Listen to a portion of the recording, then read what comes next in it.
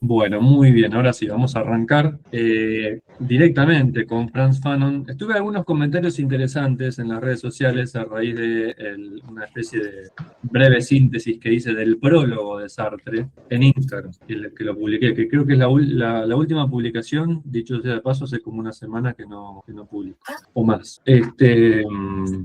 Algunos comentarios del estilo de el libro de Frantz Fanon no necesitaba ser blanqueado por un occidental, ¿no? Que es una crítica interesante también, ¿no? Que está bien que la hagan. De hecho, ese prólogo ha tenido complicaciones o reproches o discusiones, ¿no? Creo que algún familiar de Fanon se había intentado oponer a que se publiquen los libros con ese prólogo. Creo que el propio Fanon también había quejado, o se había arrepentido o alguna cosa por el estilo, ¿no? No le seguí mucho el hilo a ese chimento, pero cierto que hubo conflictos y fue como problemático ese prólogo también. Y es interesante el cuestionamiento. Sin embargo, nada, creo que las posturas pueden con total, digamos, respeto manifestarse hacia un lado y hacia el otro, y hay razones válidas tanto para un lado como para el otro. En mi caso, yo valoro mucho a lo mejor es por mi condición de blanco, digamos, ¿no? De descendiente de europeos, puede ser que sea eso, no lo sé, tendría que neuropsicoanalizarme, habría que ver, ¿no?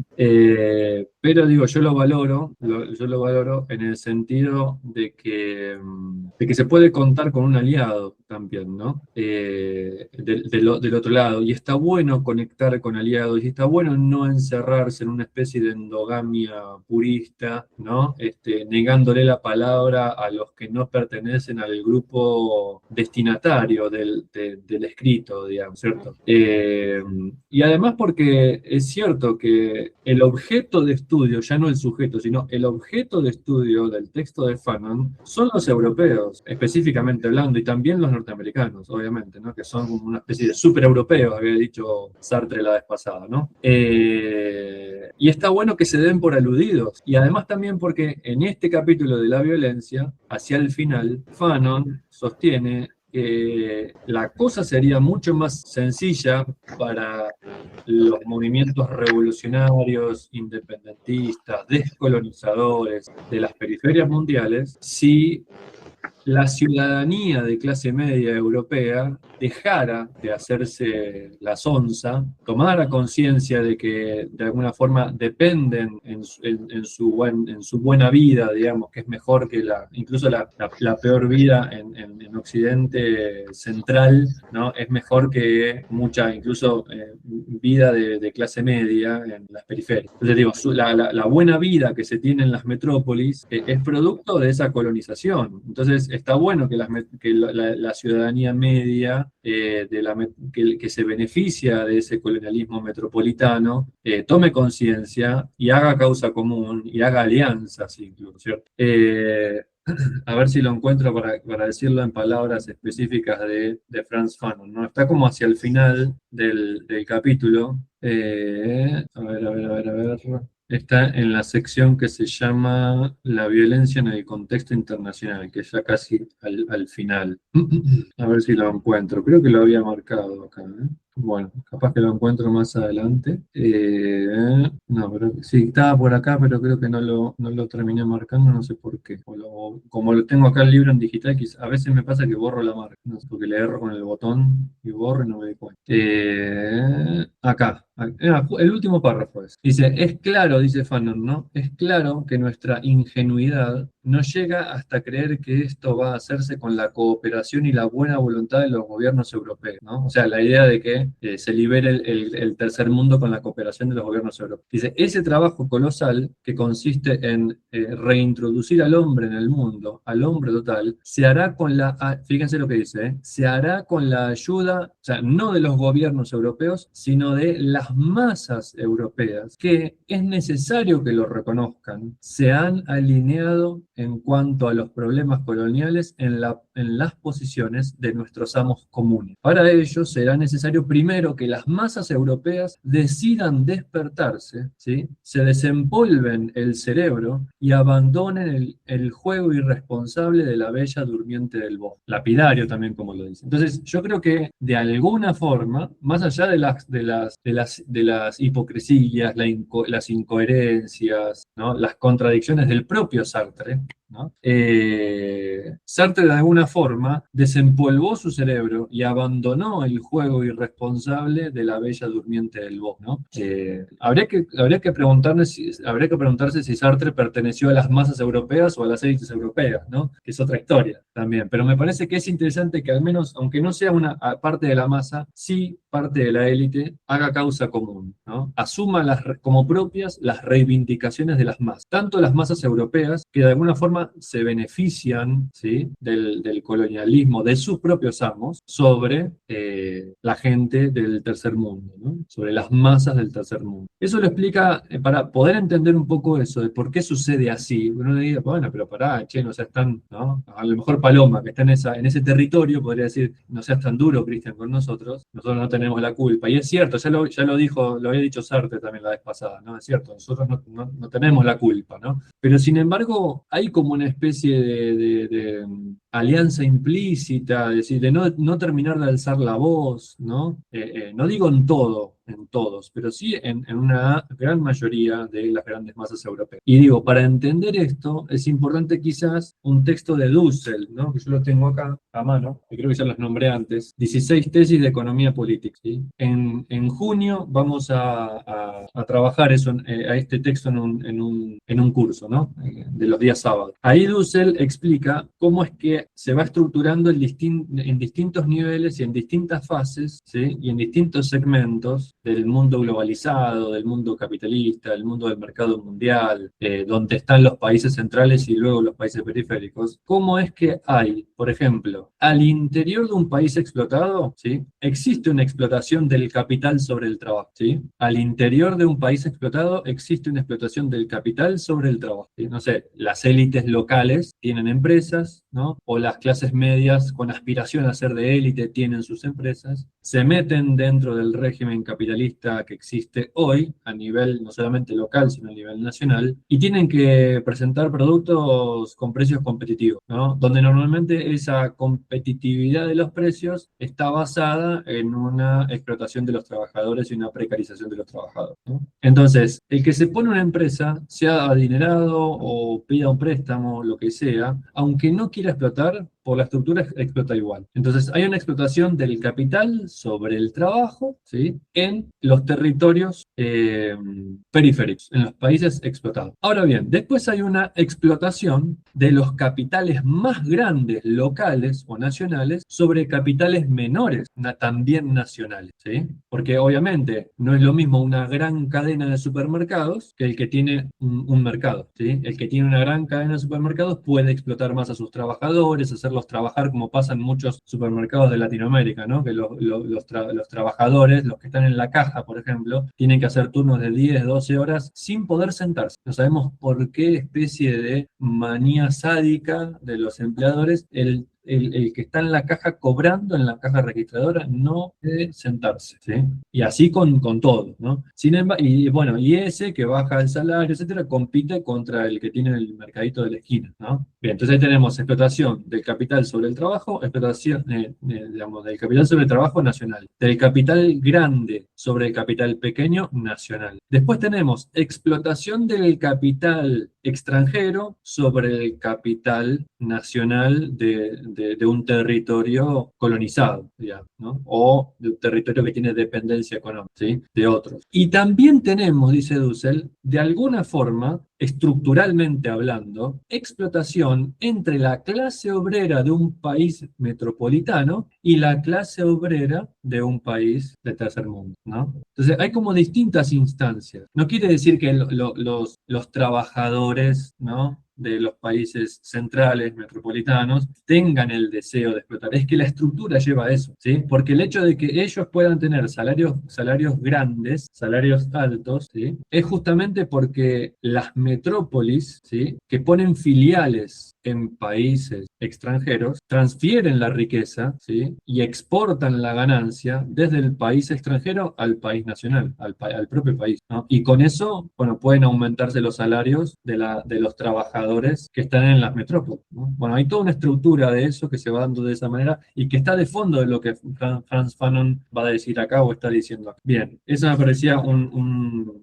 comentario interesante como para empezar a hacer y marcar un poco el terreno de la estructura, si bien vamos a volver a pasar sobre esto en los comentarios que vamos a hacer a continuación, ¿no? Entonces, el capítulo 1 de Fanon tiene que ver con la violencia, ¿sí? Ya no la violencia pensada como la violencia que solamente como la violencia que ejercen los opresores sobre los oprimidos, la violencia estructural, ¿no? La violencia económica, la violencia simbólica, la violencia militar, la violencia de ocupación, etcétera, etcétera, la violencia cultural incluso, ¿no? También, sino que el punto central de este capítulo en Fanon es la violencia como el motor para la revolución, ¿sí? Y para la descolonización de los países colonizados, que todavía hoy en la actualidad están colonizados, ¿no? Hay que recordar que este historiador, esta eminencia de historiador que yo les había comentado, que es Tullio Alperindongui, en sus libros de historia sobre la historia latinoamericana, historia social y política latinoamericana, explica que hay un paso de un pacto colonial a un pacto neocolonial, que es lo mismo que decir que es el paso de la dependencia política, ¿sí? A la independencia política,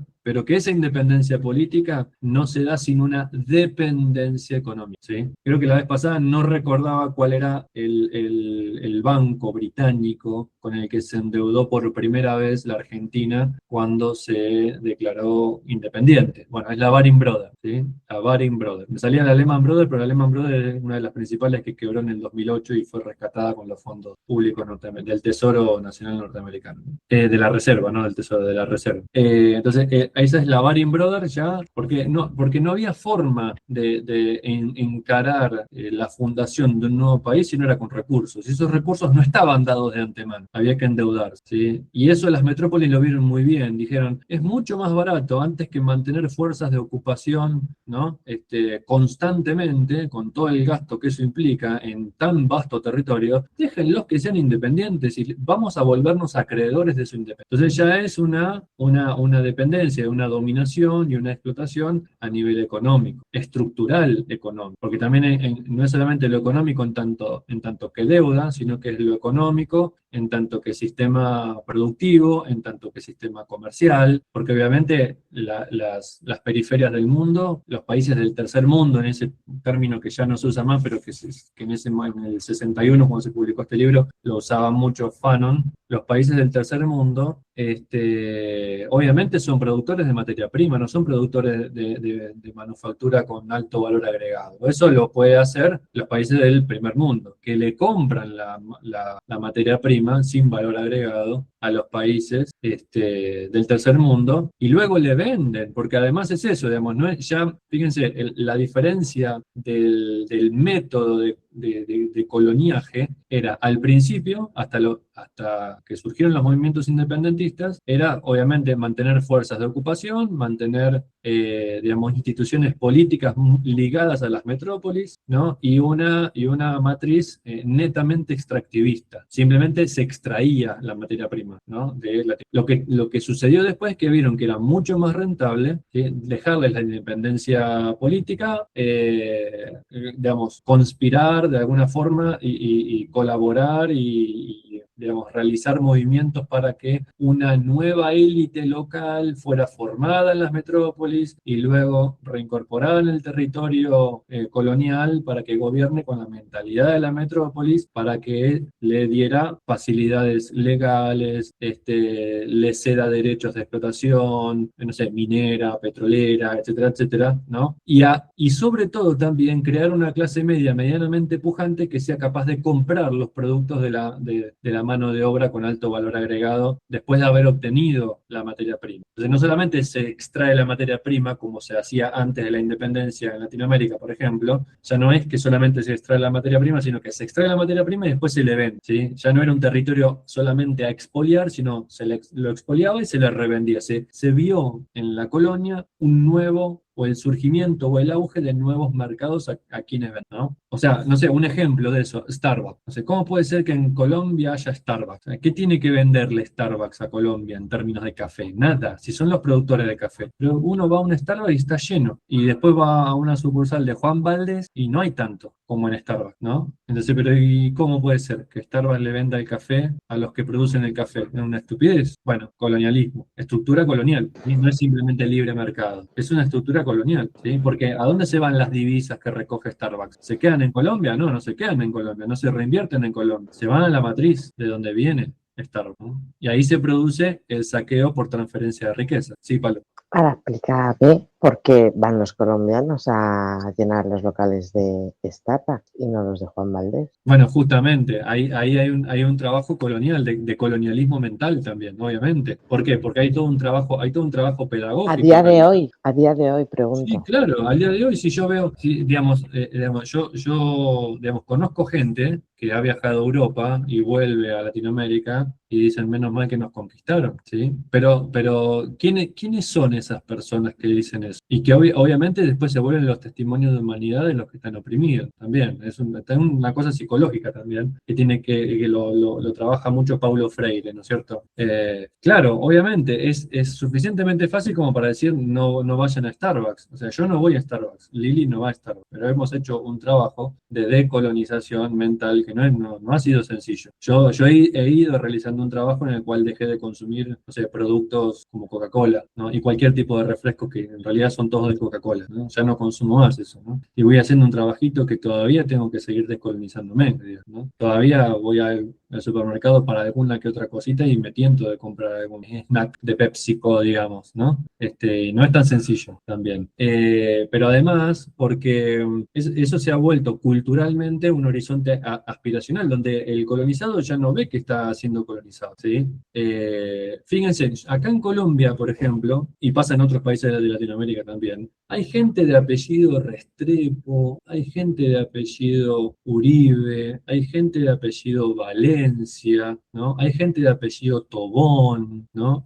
Hay cientos de miles, pero que están en la clase media, media alta, que incluso familiarmente tienen tierras. Esas tierras fueron heredadas por los abuelos. Esos abuelos tuvieron sus propios abuelos, que son herederos de tierras quitadas a los campesinos y a los indígenas locales, ¿no? Y hay toda una historia en la que en la actualidad, Lili me dice mucho porque está en grupos de WhatsApp de médicos, ¿no? Que los médicos siempre tienen un horizonte aspiracional, ¿sí? De alta alcurnia, ¿no? Además, a los médicos en Colombia, a los que son especialistas, a los que logran la especialidad, tienen un salario que forma parte del 5% más rico de Colombia, ¿no? Y ella tiene muchos compañeros que dicen, yo tengo en mi finca unos trabajadores allá arriba, porque obviamente las grandes ciudades están en los llanos, pero las fincas están tierra arriba, ¿no? Hay que subir, hay que hacer un viajecito. Dice, yo voy a bajar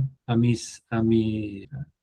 la gente, a los campesinos, voy a bajar a mis campesinos a que voten por Uribe, ¿no? Y el campesinito va y vota por Uribe, porque no le queda otro también, entre otras cosas. Eso es quizás lo más violento, pero también culturalmente hablando, hay José Pablo Feynman, un filósofo argentino, también murió hace algunos añitos, muy importante en la divulgación de la filosofía, ¿no? Antes de los divulgadores actuales. Él decía, hay una invasión no solamente bélica, sino también comunicacional. Hay un imperialismo comunicacional que está en la vanguardia de eso está Norteamérica, ¿sí? En la vanguardia de eso está Norteamérica. Y está ese horizonte aspiracional de ser como Europa, de ser como Estados Unidos, ¿sí? Y no hay complejo con eso, y la gente no se acompleja, ¿no? Nadie se dice, che, pero pará, ¿por qué te pones en tu local la bandera norteamericana si sos colombiano? No, y bueno, porque ser colombiano es ser de segunda categoría, y la gente no quiere ser de segunda categoría en la cosmovisión general de la gente común de los países colonizados, ¿sí? Y además porque eso, incluso desde la propia filosofía, cuando se coloniza, se importa casi que copiándose y pegándose de la filosofía escolástica. Y la filosofía náhuatl, la filosofía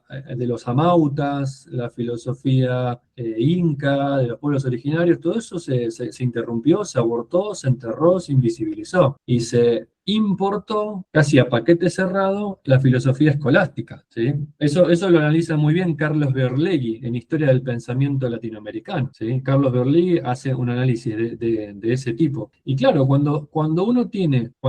y además, fíjense, los políticos mismos, los políticos son muchas veces populistas de derecha como de izquierda. Bueno, hay que progresar, hay que llevar al país al progreso, hay que alcanzar a las sociedades europeas, hay que alcanzar a las sociedades norteamericanas. Bueno, hay todo un trabajo en lo pedagógico, en lo comunicacional, en lo político, incluso en los propios programas de educación nacionales de los propios países latinoamericanos. En Latinoamérica, cuando vos pasás toda la primaria, que son 8 años, más 5 o 6 años más de secundaria, ¿sí? En total son como 15 años, 16 años que pasás en el colegio, aprendés más la periodización histórica occidental, con Europa en el centro de todo, antes que lo de los pueblos originarios. Y casi ni se conoce eso, se conoce muy poquito, en un solo año, ¿no? Y bueno, pero ¿por qué no deciden educar en eso? Y bueno, pero porque son las élites las que están bajando línea. Élites económicas, élites políticas, élites aristocráticas, terratenientes. En Colombia también, ahora yo estoy mucho con Colombia ahora, digamos, ¿no? Porque estoy queriendo aprender mucho de historia de Colombia. Los campesinos fueron y son masacrados desde hace 150 años, cada vez que quieren reclamar alguna reivindicación propia o suya, ¿no? ¿Cómo, Palo? Estás muteada, estás muteada. Como los campesinos de cualquier parte del mundo, habiendo sido colonizados hace 500 años, ¿o no? Sí, claro, Es que, totalmente, totalmente. es que hay todo justificado, todo explicado, todo justificado por lo mismo después de 500 años. Algo pasa, algo pasa. Yo Sí, no sé lo que es, pero algo pasa para que todo tenga que ser justificado por algo ocurrido hace 600 años ya. no, pero lo que estamos explicando acá es que esto no es que pasó hace 600 años o 500 años y luego ya no pasó más. Es que viene pasando ininterrumpidamente de diversos modos y con diversas estructuras y con diversas estrategias durante 600 años hasta el día de hoy. Esa es la gran diferencia. No es que pasó hace mucho. Pero no Pasó solo, hace mucho y no sigue solo por pasando. los países colonizadores, sino por las, como tú has dicho y sabemos, por las élites de los países colonizados. Asumamos la responsabilidad alguna vez. Sí,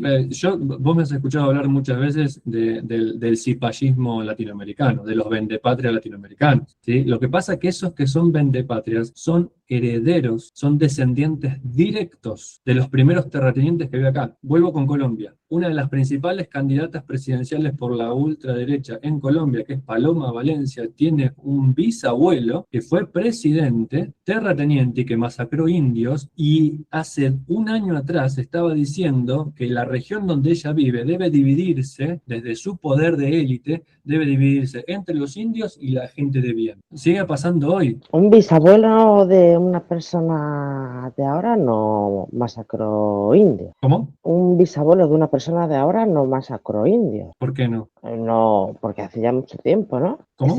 Ese bisabuelo temporalmente no me está cuadrando. No, Temporalmente, un bisabuelo, una si en persona, Colombia, lo que pasa es que, Palo, en Colombia sigue habiendo indios, ¿eh? no, Y de ya, hecho, pero la ¿hace propia, cuánto que no son masacrados? no, sí que son masacrados, claro que sí. O sea, A la día de propia, hoy, digo a día de sí, hoy. escuchá lo que te voy a decir, la propia candidata a vicepresidenta o vicepresidente por la izquierda, le mataron el esposo la derecha, y a ella la intentaron matar 2 veces, y zafó, le valieron las camionetas. Y eso también fue un tatarabuelo No, colonizador. no, o sea, quiero decir que pasa desde las generaciones viejas hasta la actualidad, no es algo que se haya interrumpido, se mantiene, es una continuidad, a eso vamos. Y a lo que vamos es que las masas del pueblo, que son los que normalmente son oprimidos, latinoamericanos, tienen que luchar por su liberación digamos, contra los herederos de los antiguos terratenientes de la época de la colonia, ¿sí? En la actualidad tienen que seguir luchando contra ellos. ¿Por qué? Porque fueron la élite local, que tiene una continuidad ininterrumpida. Incluso políticos de ahora, candidatos presidenciales ahora, tienen presidentes de la época de hace 150 años atrás, ¿sí? Donde todavía sí se seguía masacrando en un esquema, casi 150 años atrás, apenas había 30, 40, 50 años de pseudo-independencia. Pero seguía habiendo un esquema colonial, se seguían manteniendo las estructuras coloniales casi tal cual como en el momento en el que se hizo la independencia, ¿no? Entonces, a lo que voy es eso, digamos. Obviamente hay colaboración con las propias élites locales, pero esas propias élites locales fueron educadas en las metrópolis y reciben títulos antes y ahora, y va a seguir sucediendo, ¿sí? Es que ese esquema colonial es entre alianzas de las élites locales con las élites de las metrópolis, inevitablemente. Y explica muy bien Frantz Fanon cómo, digamos, qué es lo que pasa cuando los países del tercer mundo, los países colonizados, oprimidos, etcétera, quieren independizarse. Y lo vamos a leer acá, y es bastante sistemático qué es lo que termina pasando. Entonces, sí que hay responsabilidades interiores, pero solamente con reconocer las interiores no alcanza. Y normalmente las interiores tienen que ver con traidores, colaboracionistas con los que están afuera también, ¿sí? Que son los principales interesados, ¿no? A eso voy yo. Había algunos comentarios acá. Dice Hugo, cabe destacar que esa información de genocidios y destierros no circulan por los medios de comunicación convencionales. No, claro, obviamente que no circulan por los medios de comunicación convencionales, porque además, por ejemplo, otra vez vuelvo a Colombia, canales de televisión como RCN, Caracol, y hay 4 o 5 más, son de los herederos de los terratenientes de la época de la colonia. Son canales que son de la élite, son de la aristocracia, ¿sí? Canal Red Más, por ejemplo, acá en Colombia, todos son de la derecha y pertenecen a la derecha. Y obviamente, y uno cuando ve el discurso de los análisis de los panelistas, de los periodistas y demás, siempre hay un discurso europeizante. Entonces, cuando vos tenés por distintos medios y distintos canales 600 años de lavado de cerebro, y evidentemente va a tener gente que va a ir a Starbucks. O sea, mi discusión es también con la gente de acá. Yo le digo a los colombianos, ¿qué hacen yendo a Starbucks? ¿Viste? Y recién ahí un poco algunos empiezan a preguntar qué carajo hacen yendo a Starbucks. Lo que pasa es que la mayoría se cree que ir a Starbucks es, no sé, defender lo más desarrollado y defender el progreso. Digo, pero vos tenés que hacer que tu país progrese. ¿Por qué no vas a tomarte un café a Juan Valdez, ¿no? ¿Por qué no conoces más el café de tu territorio, los productores locales? Y la gente mucho no lo conoce eso, porque después en los carteles, en la televisión, en las revistas, en las redes sociales, ven las grandes corporaciones. Y bueno, y es lo que conocen, ¿no? Y pasa eso, inevitablemente. Y es difícil descolonizarse. ¿Y por qué? Bueno, porque uno trabaja todo el día, llegás a tu casa quemado. ¿Y qué haces? Comés lo que hay, lo que te venden,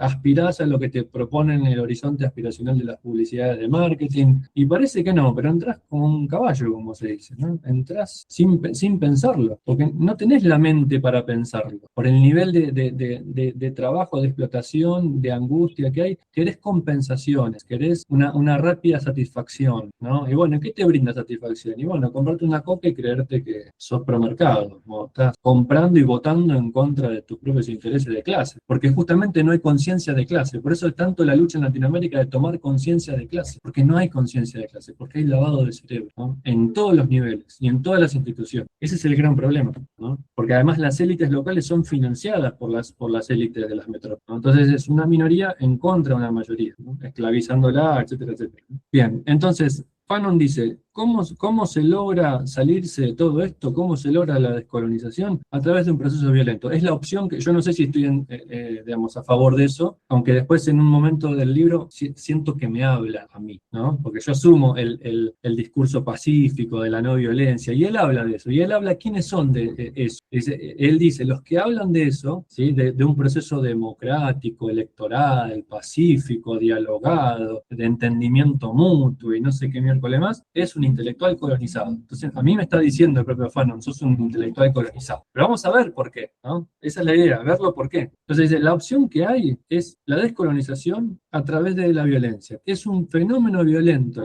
la descolonización. ¿Por qué? Porque cuando vos empezás a presentar o a reclamar tus reivindicaciones, tocas intereses. Y cuando tocas intereses, la respuesta es la represión. Entonces, ¿qué vas a dialogar con alguien que ante tu argumentación se siente amenazado y no te discute con argumentos, sino que te trae la cachiporra? Te presenta la fuerza, el monopolio de la fuerza estatal que está monopolizado por las élites. No podés dialogar con esa gente. No hay, porque esa gente no quiere, ojalá quisiera dialogar, dice Fanon, ¿no? Pero no, pues no se puede dialogar. ¿Cómo vas a dialogar contra el que tiene una espada y te está amenazando, ¿no? O un fusil y te está amenazando, ¿no? Bien, entonces, ¿qué es la descolonización? Bueno, la sustitución de una especie de personas por otra, ¿no? Y obviamente cuando uno quiere sustituir una especie de personas por otra, como decíamos, tocamos intereses. La descolonización, también dice Fanon, constituye la reivindicación mínima del colonizado. Y más adelante va a decir cuál es la reivindicación mínima del colonizado, o sea, cuál es el reclamo mínimo del colonizado. ¿Cuál es? Él dice que los primeros sean los últimos. Y ahí hay una gran diferencia, ¿sí?, con que los últimos empiecen a tener más oportunidades de ascenso. No, dice, no, ninguna cosa por el estilo como que los últimos empiecen a tener más oportunidades de ascenso. No, que los últimos sean los primeros. Es decir, hay una inversión total. Lo que estaba abajo tiene que empezar a estar arriba, de una buena vez, ¿sí? Ahora, esa reivindicación mínima de colonizado, que es que los últimos sean los primeros, no que los últimos puedan progresar, sino que los últimos sean los primeros, constituye, dice, un futuro aterrador en las conciencias de los colonos y sus aliados locales.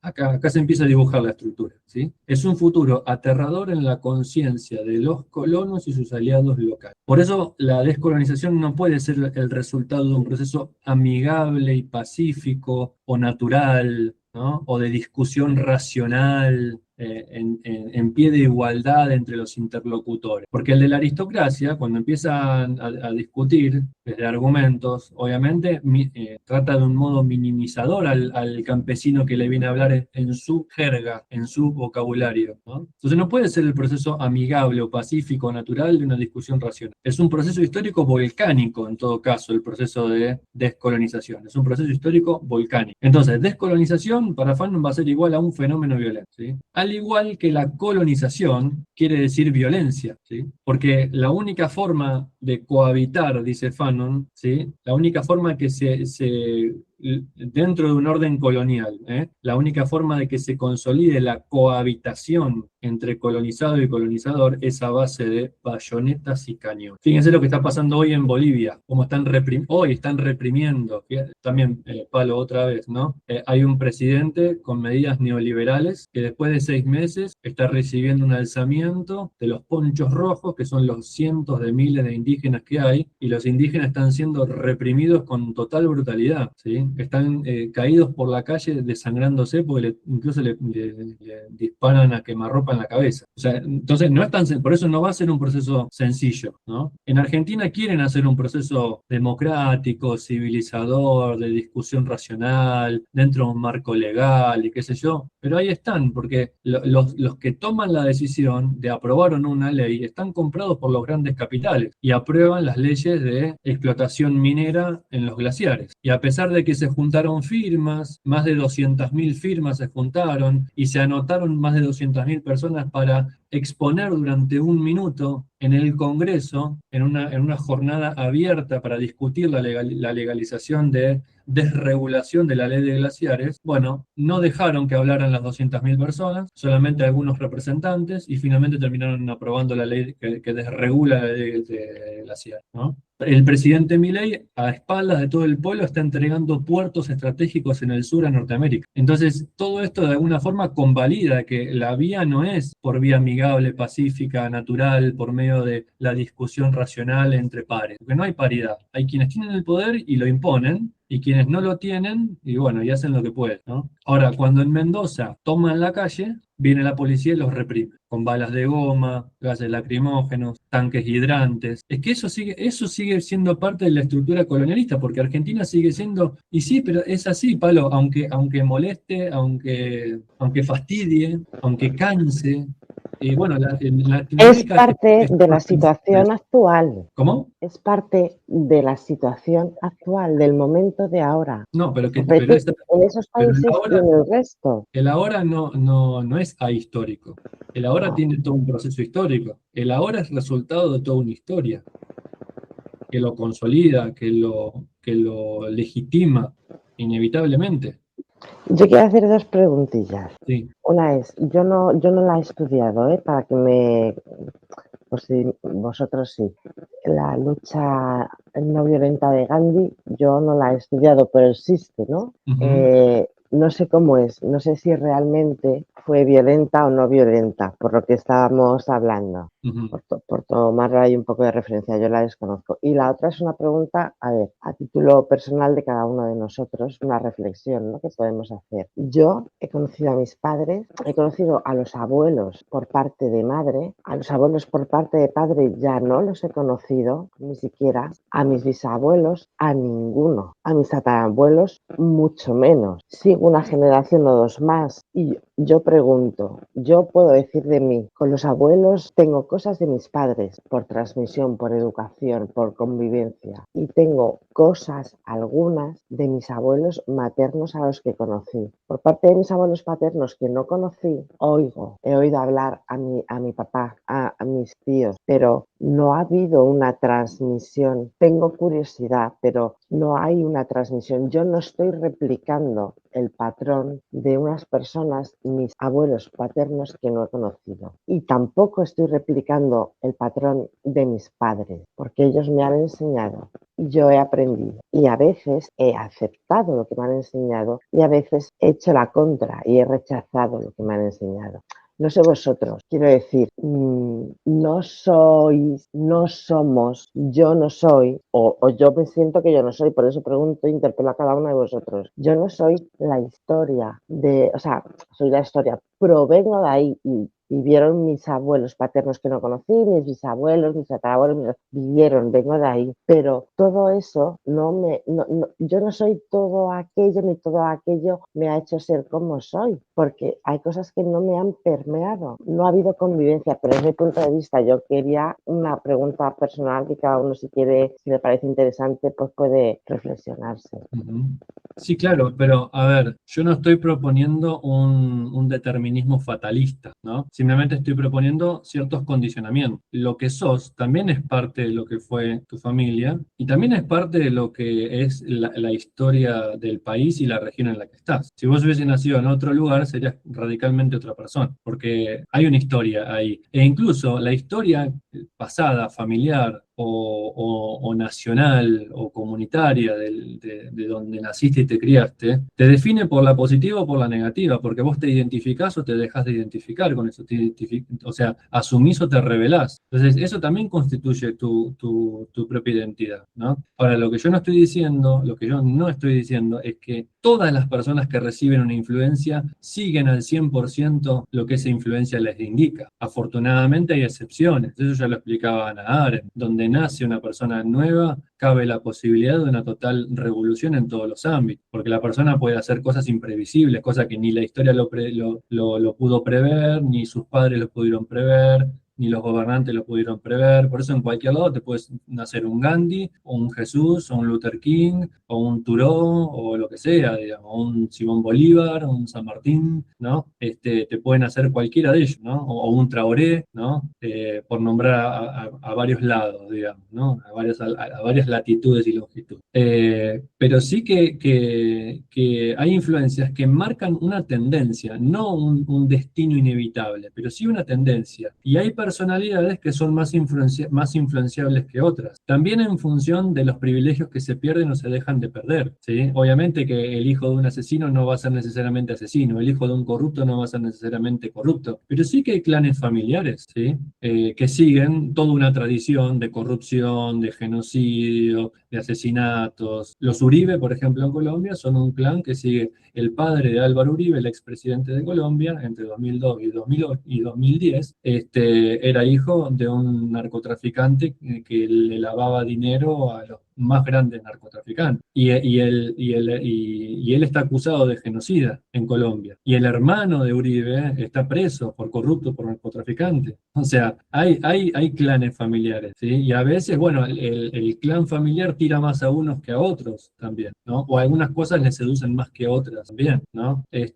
No sé, si vos hubieras nacido en la familia real, bueno, habría que ver qué tan fácil te resultaría negar toda esa tradición familiar y negar lo que te van a heredar, ¿sí? Habría que ver si es tan fácil, no es tan sencillo, ¿no? Y depende también dónde estés, dónde nazcas, etcétera, etcétera, ¿no? Entonces yo digo, hay influencias, la historia no se repite exactamente, pero sí hay muchas cosas que son similares al pasado cuando se dan ciertas condiciones. Por eso es importante aprender la historia, para no estar condenado a repetirla, ¿sí? A repetirla no calcadamente, porque ningún hecho histórico es igual al otro, ¿sí? Porque las condiciones cambian, materiales, geopolíticas, económicas, todo eso cambia, pero sí que hay similitudes. Digamos, ante determinadas condiciones históricas hay fenómenos resultantes que son muy, muy similares. ¿Y porque las condiciones se reprodujeron muy similarmente a épocas anteriores? Por eso el resultado es similar también. A Argentina le va a pasar lo mismo con Milei, o una cosa muy similar con Milei, que lo que le pasó durante Menem y que terminó explotando con De la Rúa, ese proceso agresivo de neoliberalización. O sea,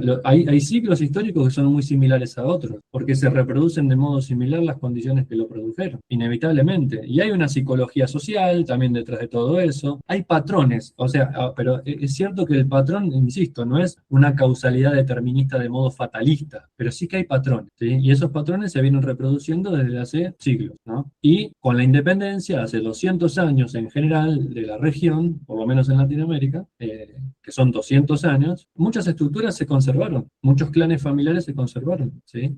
Hay una historia ininterrumpida de alianza entre las nuevas aristocracias locales que quedaron y las aristocracias o la burguesía de las metrópolis. Y está documentado todo eso, no es una cosa que yo me invento y que yo quiero volver, porque yo también estoy cansado, pero de otro modo, de este discurso. Estoy cansado de sufrir las consecuencias, no de escucharlo nada más, sino de escucharlo y de sufrir las consecuencias. Pero no hay que hacer oídos sordos. O sea, para mí sería mucho más fácil y mucho más placentero en este momento abrir una cervecita, cortar unos quesitos y ponerme a ver una serie norteamericana con Lili, tirado en la cama, qué sé yo. Pero estoy acá, digamos, también, ¿no? O sea, en parte por vocación, pero la vocación no siempre es necesariamente gusto y lujo, digamos, ¿no?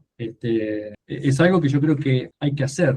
No hay que dejar de discutir estas cosas porque si no nos olvidamos. Y tratar de entenderlas mejor. Y para eso, bueno, no sé, prosigo un poco a ver si puedo seguir desilvanando la idea y tratar de dar un argumento por momentos, con palabras de Fanon, que a lo mejor por ahí puedan resultar más rigurosas y más convincentes, ¿no? Entonces Fanon sigue diciendo que esto, ¿no? Lo de la reivindicación mínima, es lo mínimo que piden, ¿no? Que para la conciencia de los colonos y los aliados locales de esos colonos es terrorífico, que es que la descolonización busca que los últimos sean los primeros por medio de una lucha que necesariamente va a tener que ser a muerte, ¿sí? Porque por medio de argumentos y por buena voluntad no van a acceder a perder los privilegios quienes los tienen, ¿no?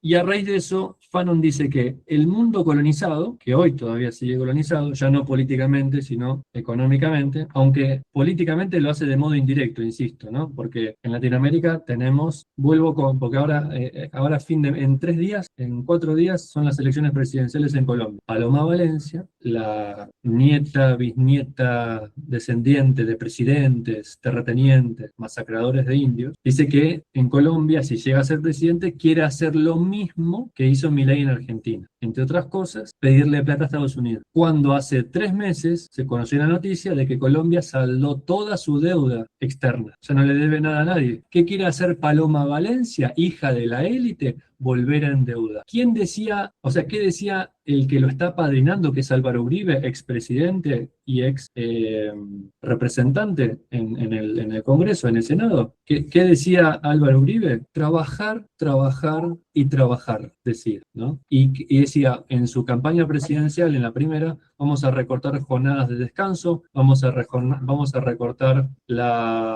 el pago de la hora extra, vamos a aumentar la jornada laboral, porque hay que trabajar, trabajar y trabajar. ¿Qué es eso? Explotación, básicamente. ¿Para qué? Para pagar la deuda que tenían, la deuda externa, entre otras cosas, ¿no? Que en realidad nunca se paga la deuda, sino que se pagan los intereses. La deuda nunca se paga porque si se paga la deuda ya no hay intereses y los acreedores dejan de cobrar crónicamente, digamos, ¿no? Solamente se pagan los intereses para poder seguir teniendo acceso a crédito, ¿no? Y eso es lo que David Harvey, en Breve Historia del Neoliberalismo, denomina como acumulación por desposesión de las masas, ¿sí? Bien, entonces dice Fanon, el mundo colonizado es un mundo cortado en dos, ¿sí? No hay una gran unidad, ¿sí? No hay una pseudo homogeneidad. El mundo colonizado es un mundo cortado en dos. Hay una línea divisoria y esa línea divisoria la marcan los cuarteles y las comisarías, ¿no? Porque obviamente las élites son las que tienen recurso a eso, ¿sí? Dice, leemos textual de Frantz Fanon. Esperen que me voy un poquito para atrás porque estaba al final del capítulo que les había leído ese otro fragmento.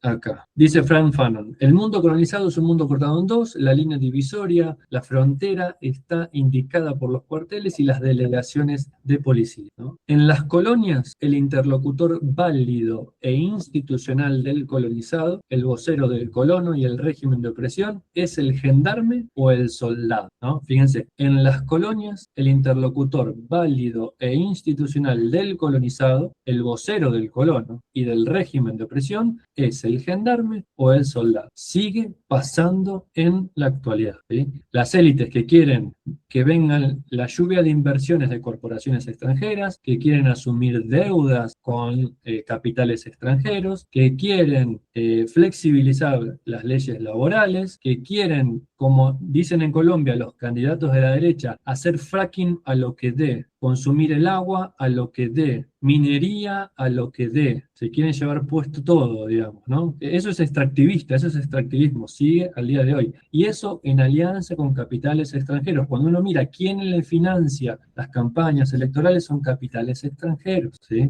De las matrices, de las metrópolis, ¿no? Entonces, sigue diciendo, en las sociedades de tipo capitalista, la enseñanza, fíjense acá, cuando dice de tipo capitalista está diciendo de las metrópolis, ¿eh? En las sociedades de las metrópolis, ¿no? De los países, de las potencias del centro, la enseñanza religiosa o laica, la formación de reflejos morales transmisibles de padres e hijos, la honestidad ejemplar de obreros condecorados después de 50 años de buenos y leales servicios, el amor alentado por la armonía y la prudencia, esas formas estéticas del respeto al orden establecido, todo eso crean en torno al explotado una atmósfera de sumisión y de inhibición que aligera considerablemente la tarea de las fuerzas del orden, ¿no? Aligera, vuelve más fácil la tarea de las fuerzas del orden. En los países capitalistas, entre el explotado y el poder se interponen una multitud de profesores de moral, de consejeros y de, dice él, desorientadores. Eso en las sociedades del primer mundo, en los oprimidos del primer mundo. ¿Qué pasa en las regiones coloniales? Dice Fanon, en las regiones coloniales, por el contrario, el gendarme y el soldado, por su presencia inmediata, sus intervenciones directas y frecuentes, mantienen el contacto con el colonizado y le aconsejan a golpes de culata e incendios de poblados que no se mueven, ¿no? ¿Cómo lo llamaría yo esto en términos Foucaultianos? En Europa, biopolítica, disciplina,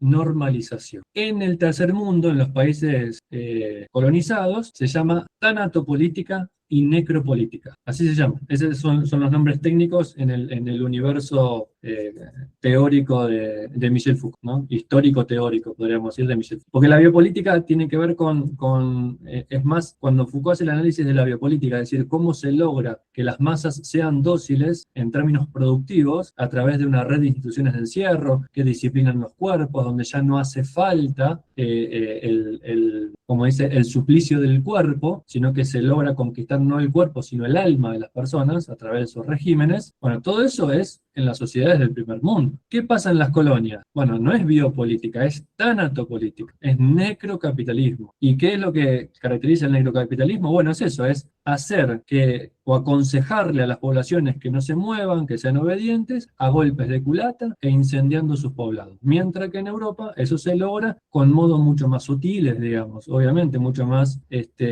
bueno, no sé la palabra ahora, ¿no? Pero de modo mucho más elegante, ¿no? Mucho más sofisticado, a través de eso, ¿no? A través de profesores de moral, consejeros, desorientadores, una red de instituciones de encierro, o todo lo que Foucault describe en Vigilar y Castigar, ¿no es cierto? Sí, vale. Ay, yo soy un poco guerrera, lo reconozco. No hay problema, Vaya no hay por problema. delante. Para eso Pero estamos. podemos pensar, estaba pensando mientras te oía, en dos sitios geográficos, en Irán y en Asia, perdón, en China, en Irán y en China.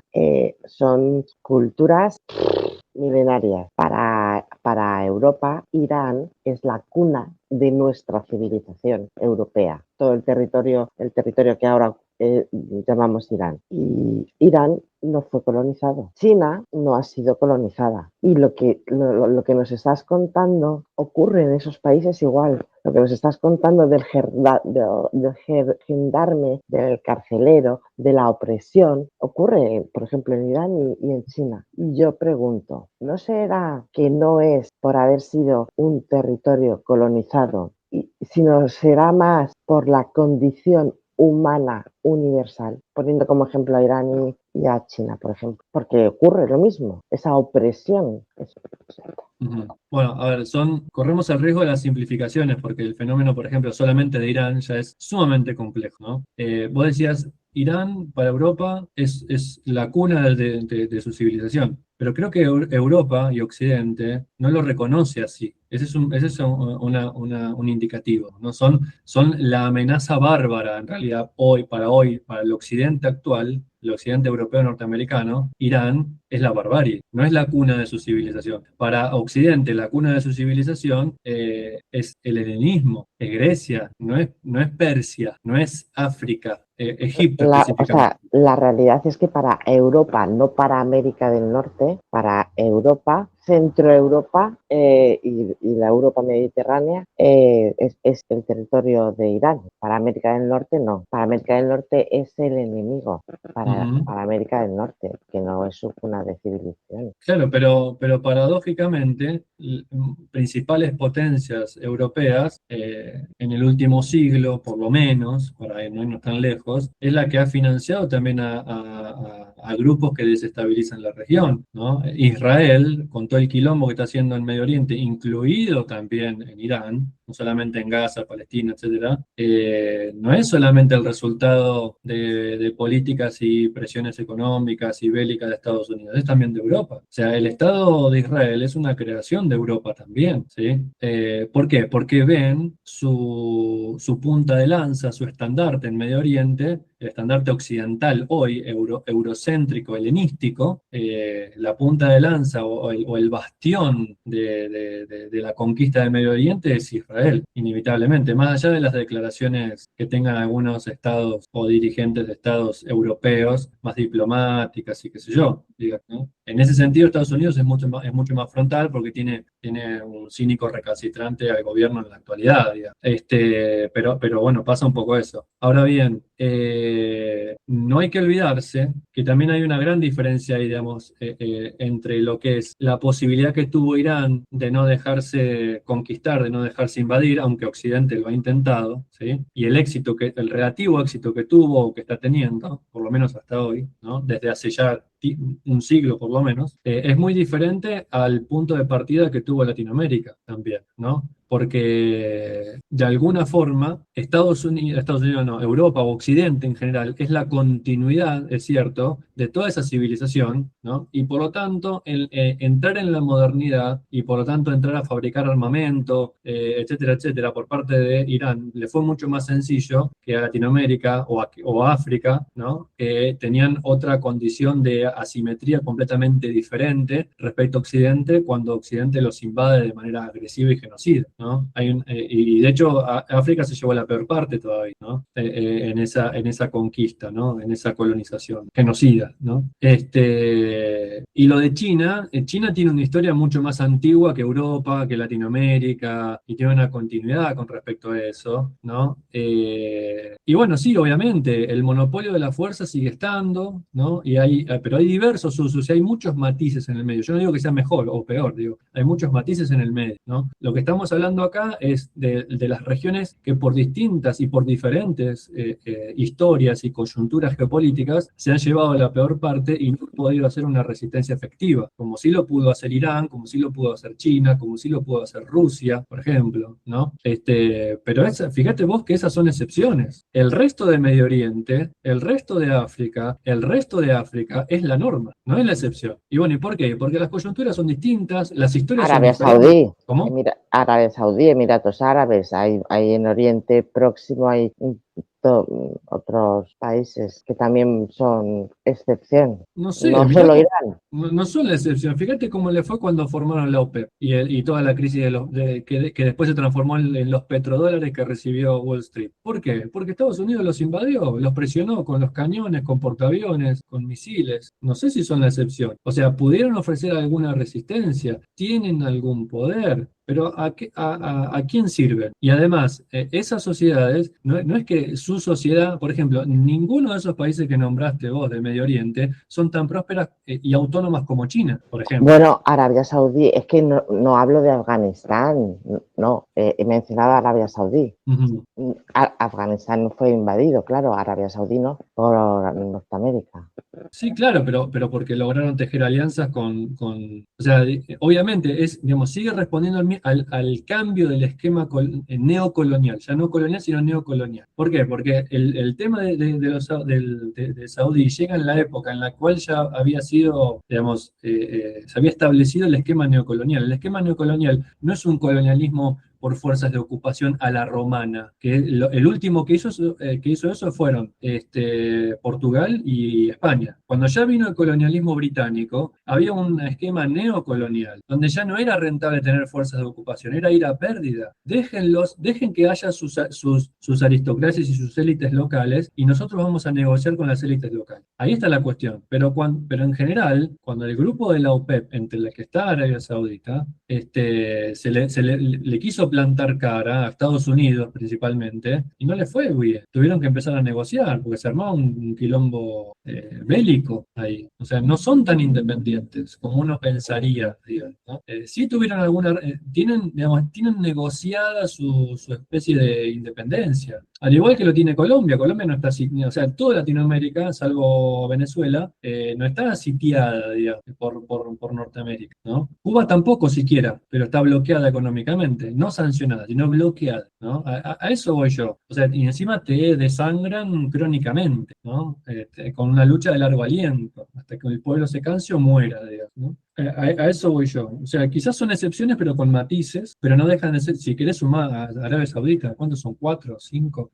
Insisto, el resto de Asia, el resto de África, el resto de Latinoamérica, siguen en un esquema neocolonial, bélico y económico. O sea, y digo bélico realmente, porque ¿qué le pasó? Para mí es un personaje nefasto, Chávez, el chavismo, Maduro, todo. Pero cuando se le plantaron a Estados Unidos, a la larga, ¿qué terminó pasando? Invasión.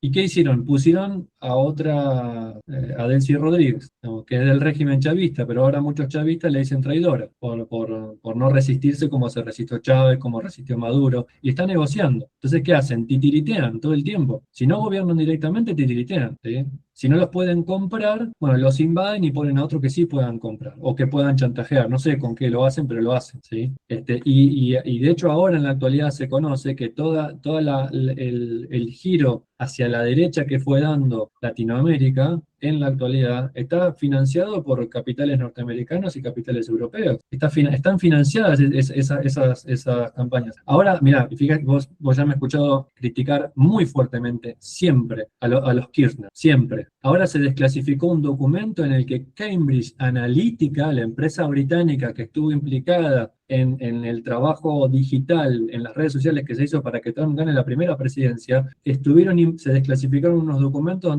donde se demuestra que estuvieron implicados en el proceso de desestabilización del gobierno de Cristina y en la financiación al gobierno de Macri, ¿sí? Que fue la derecha moderada, que hoy está reemplazando a Milei, para que sea presidente. Por eso es que te digo, no es una cosa simplemente lo resolvemos nosotros. Estamos filtrados por todos lados, con una historia de filtración ininterrumpida. Entonces es muy difícil, por ahí a veces es muy fácil decir, y bueno, cambien la cabeza y resuélvanlo. No es tan fácil porque la mayoría lo quiere cambiar, pero hay una minoría con una asimetría de poder económico, una asimetría de poder legal, porque uno no puede pagar buffets de abogados multimillonarios. Te ofrecen un abogado del pueblo que es bien pedorro y es uno solo contra un buffet de abogados de élite, educados en Cambridge, qué sé yo, ¿no? Entonces tenemos el pueblo, que es la mayoría, tiene asimetría económica, asimetría política, asimetría legal, asimetría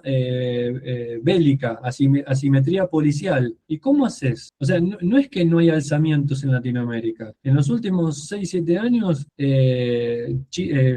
Chile y después Colombia tuvieron estallidos sociales. Y luego ese río revuelto es aprovechado por las élites otra vez, ¿no? Insisto, lo que está pasando ahora en Bolivia también, no es que el pueblo no se alce, pero mientras los indios bolivianos están luchando con boleadoras, los otros le tiran con tanques hidrantes, o sea, no es tan fácil. Y bueno, y vos querés ir por la vía democrática, y bueno, ¿qué pasó en Colombia? Exterminaron a 5.000 miembros del Partido de la Unión Patriótica. Exterminaron ahora son 7.800 falsos positivos que dice que luchaban contra la guerrilla, qué sé yo, y en realidad eran adolescentes que los vestían de guerrilleros, los mataban y los fusilaban y decían que eran guerrilleros caídos en combate. O sea, es que no es tan fácil. Y después aparecen con cara bonita, con todo el aparato mediático, a decir hay que darle balín a los subversivos, ahora en la actualidad. El otro candidato por la derecha, que es de ultraderecha, que es de la Espriella, en televisión abierta, en los principales medios de comunicación, estaba haciendo campaña diciendo que hay que destripar a la izquierda de Petro. O sea, cuando te viven matando, masacrando y utilizando todos los medios habidos y por haber, no es tan sencillo. Y uno al final se termina viendo una especie de síndrome de Estocolmo, finalmente. Te enamorás de tu opresor, de tu agresor, y bueno, y vas a estar, qué sé yo, ¿viste? Y bueno, pero es un proceso social, es de psicología social, no es tan sencillo, es psicología profunda social. No es tan fácil. Al fin y al cabo hay gente que termina diciendo, bueno, pero si nos va a ir tan mal cada vez que nos rebelamos,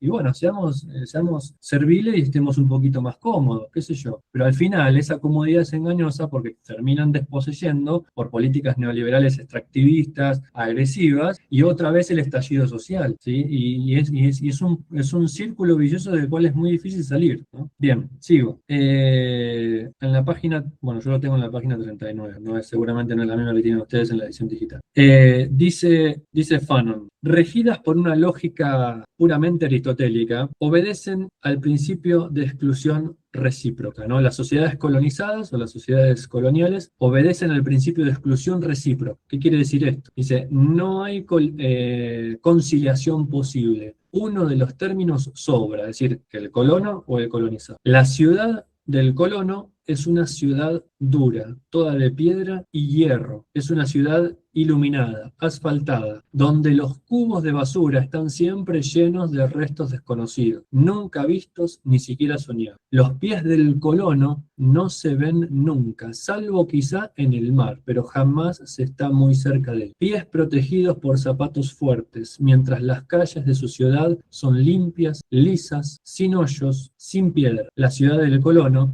es una ciudad harta, perezosa. Su vientre está lleno de cosas buenas permanentemente. ¿Eso en Kush qué es? La pulcritud occidental. Así lo llama Kush, ¿no? Occidente se cree pulcra, ¿no? Y si no hace grandes ciudades limpias, exclusivas, por lo menos hace barrios, ¿no? Hace barrios privados, hace barrios caros, barrios gentrificados, y obviamente esa es la minoría, ¿no? Esa es la minoría. Sigue diciendo, la ciudad del colono, en cambio, la ciudad del colono es una ciudad de blancos, es una ciudad de extranjeros, ¿no? Obviamente con apellidos de alta alcurnia, etcétera, etcétera. Por otro lado, la ciudad del colonizado, o al menos la ciudad indígena, dice, la ciudad negra, la ciudad medina o barrio árabe, la reserva, es un lugar de mala fama, poblado por hombres de mala fama. Allí se nace en cualquier parte, de cualquier manera. Se muere en cualquier parte, de cualquier manera. Es un mundo sin intervalo. Los hombres están unos sobre otros, las casuchas unas sobre otras. La ciudad del colonizado es una ciudad hambrienta, hambrienta de pan, de carne, de zapatos, de carbón, de luz. La ciudad del colonizado es una ciudad agachada, una ciudad de rodillas, una ciudad revolcada en el fango. Es una ciudad de negros, una ciudad de boicot, ¿no? La mirada del colonizado lanzada sobre la ciudad del colono,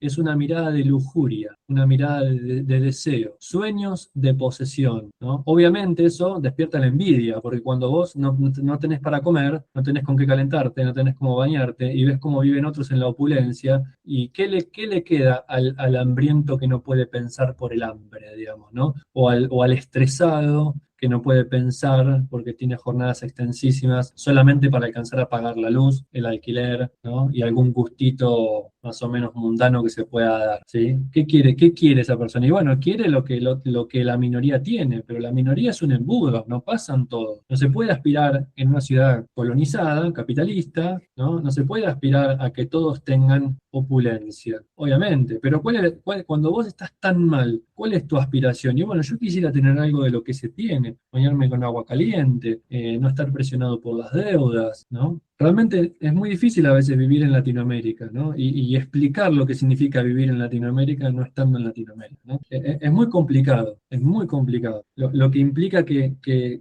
incluso tus gobiernos colaboracionistas te desfalquen todo el tiempo, cada 10 o 15 años, y otra vez salir adelante, y otra vez salís adelante y te desfalcan el país. Es muy difícil eso, ¿no? Y se prueba con la violencia, se prueba con la democracia, se prueba con el diálogo, se prueba con todo, y no se puede. Y es una cosa de nunca acabar, ¿no? Por eso yo digo, insisto en que, aunque Fanon a mí me esté diciendo intelectual colonizado, creo que 80 años después de lo que escribió Fanon, puedo decir, y que no sé realmente si la violencia, la lucha armada es la respuesta, porque ya hubo muchas luchas armadas, ¿no? Vamos a ver cómo termina el libro, ¿sí? Pero por ahora, por lo que llevamos leyendo, yo no sé si puedo estar tan de acuerdo con eso, pero que sí que estoy de acuerdo con el diagnóstico. No sé si con la solución que él propone, pero sí con el diagnóstico, porque es desde hace 600 años de manera ininterrumpida, ¿no? Por distintas estrategias, que ya las nombramos, ¿no? Entonces, fíjense, por eso dice que es un mundo cortado en dos, la colonia, ¿no? Porque, de hecho,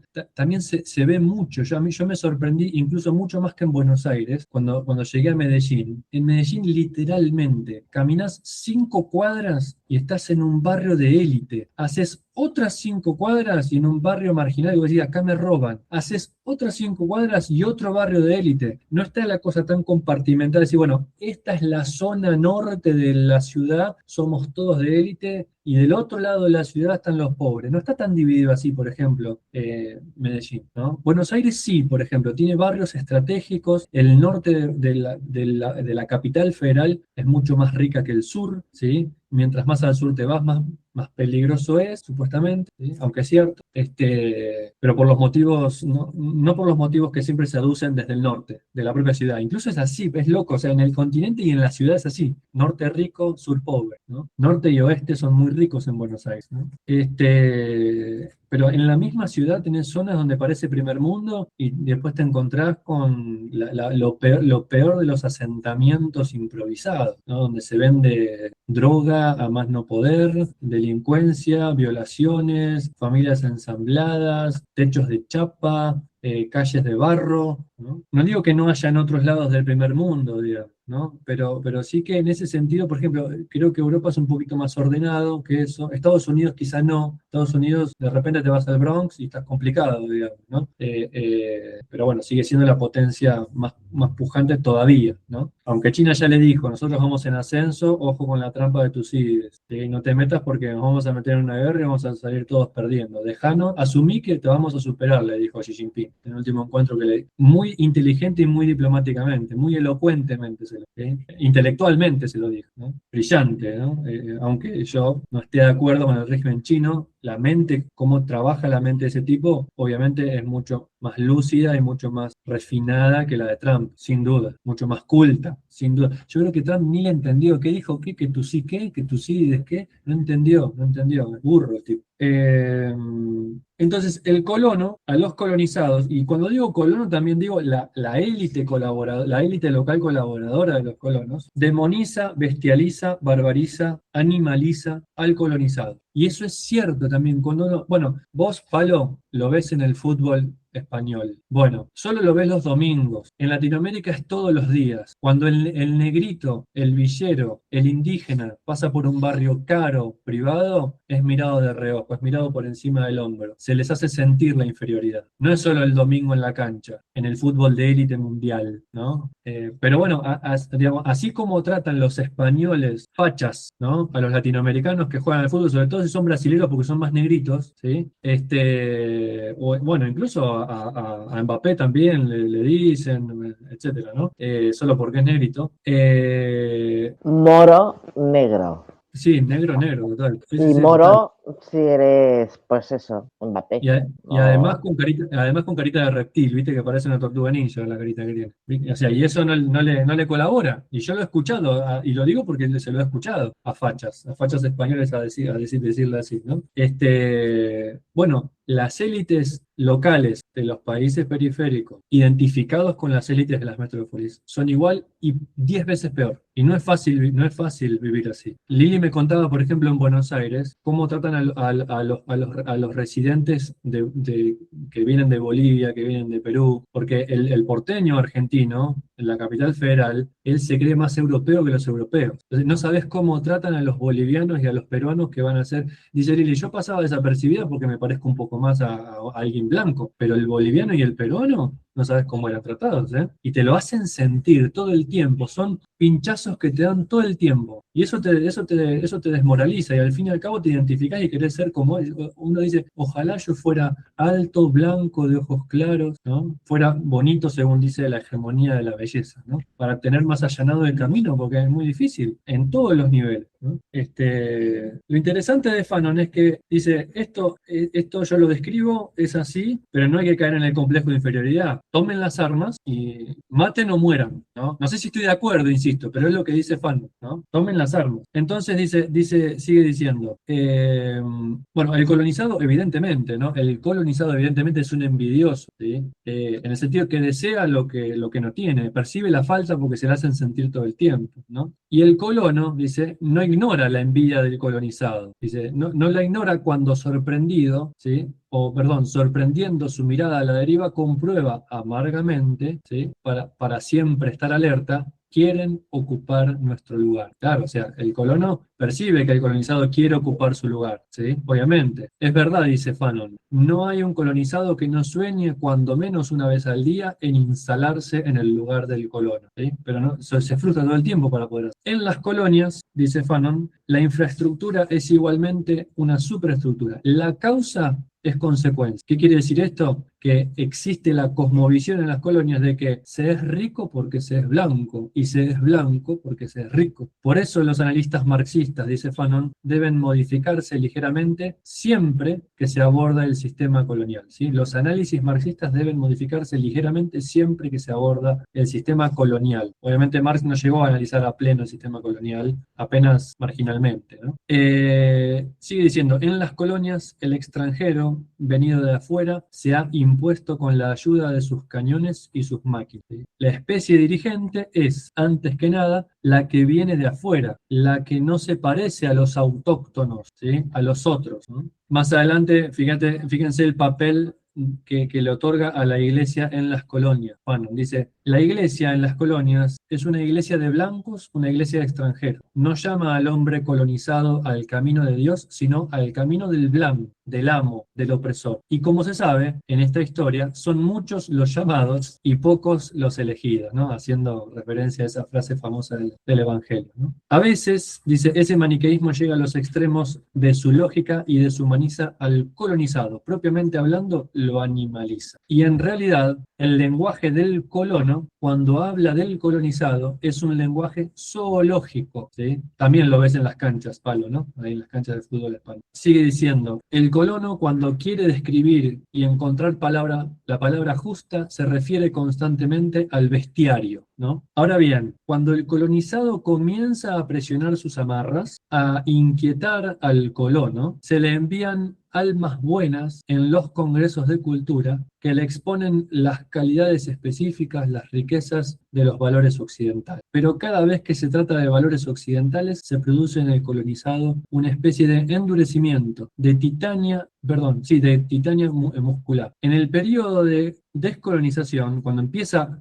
algún movimiento para descolonizarse, se apela a la razón de los colonizados, como diciendo, che, no sean violentos, no usen las armas, no sean incivilizados, vayamos al diálogo. Sí, pero se están rebelando contra la violencia, violentamente. ¿Cómo te va a hacer frente a un tanque hidrante que te vas a poner a dialogar? ¿No? Entonces, en el periodo de descolonización se apela a la razón de los colonizados. Se les proponen valores seguros, se les explica prolijamente que la descolonización no debe significar regresión, que hay que apoyarse en valores experimentados, sólidos, bien considerados. Pero sucede que cuando el colonizado oye un discurso sobre la cultura occidental, saca su machete o al menos se asegura de que está al alcance de su mano. Es decir, como que desconfía, ¿no? Está sumiso, obedece, pero desconfía y siempre está, ¿sí?, atento a la más mínima posibilidad de poder, por lo menos, levantar las boleadoras, ¿no? Por lo menos, que hoy no me refiero al pasado, me refiero a la actualidad, ¿sí? O no sé, o romper una vereda y tirar piedras y qué sé yo, ¿no? Alguna cosa por el estilo. En el periodo de